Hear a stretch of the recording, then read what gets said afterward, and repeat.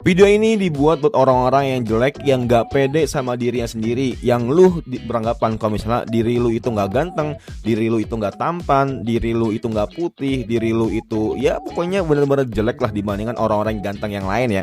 Dan pastinya lu yang ngeklik video ini udah pasti lu bakal relate 100%. Dan kalau misalnya gak relate, coba tulis di kolom komentar apa yang kurang dari omongan gua sendiri ya guys ya. Hello guys, welcome in Bang Ari Ginong. Jadi kali ini aku mau sharing kalian kalau misalnya ada 5 hal yang harus dimiliki sama orang jelek. Biar apa? Biar penampilan kalian atau diri kalian itu punya value dan berwibawa. Dan pastinya ketika orang udah punya value atau nggak punya wibawa yang bagus, auranya bener-bener positif. Nah, tentunya hal ini bakal diceganin dan orang ganteng pun bakal kalah ya cuy. Yang pertama, cara ngomong kalian dan juga cara sikap kalian. Tentunya ketika lu berbicara, mau itu lu berbicara sama yang tua, berbicara sama yang setara, berbicara sama yang lebih muda. Nah, tentunya hal ini tuh pasti kalau misalnya lu ngomongnya baik, profesional, tata keramanya bagus, sopan santun, dan apapun itu yang sekiranya itu nyambung gitu sefrekuensi. Nah, tentunya lu gak bakal dinilai dari segi hal fisik aja, tapi orang bakal menilai, wah anjir ini orang keren banget ya, dari ngomongnya, dari sikapnya, dari attitude-nya, segala macem ya. Nah, jadi fisik lu itu bisa ketutup secara nggak langsung. Tentunya hal ini bakal menjadi lu untuk ngebuka aura-aura positifnya atau enggak wibawa lu semua ya cuy. Yang kedua tentunya uang. Tentunya hal ini udah jadi lumrah. Kalau misalnya ya lu kalau misalnya lu jelek, tentunya ada yang bisa dibanggain atau ada yang bisa lu milikin. Kayak contohnya uang. Karena uang itu teman-teman bisa membeli dengan segala ya, dari penampilan, dari mungkin kekuasaan, atau enggak teman-teman bisa ya, karena zaman sekarang tentunya kalau misalnya lu pacaran pastinya kan butuh uang.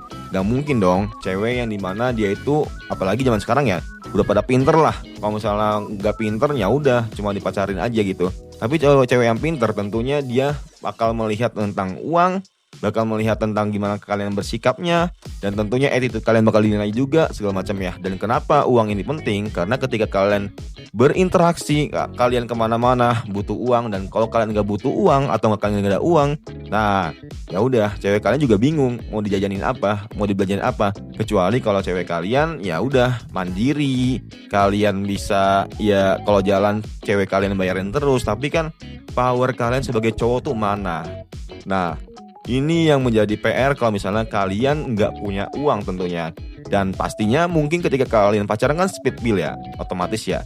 Dan jangan sampai ya ceweknya sering bayar. Yang ada kalau misalnya ceweknya sering bayar, nah udah kan yang ngajakin jalan kan lu. Nah, bagi lu sebagai cowok yang sebagai pemimpin dalam hubungan pada saat itu, dan tentunya sampai sekarang juga.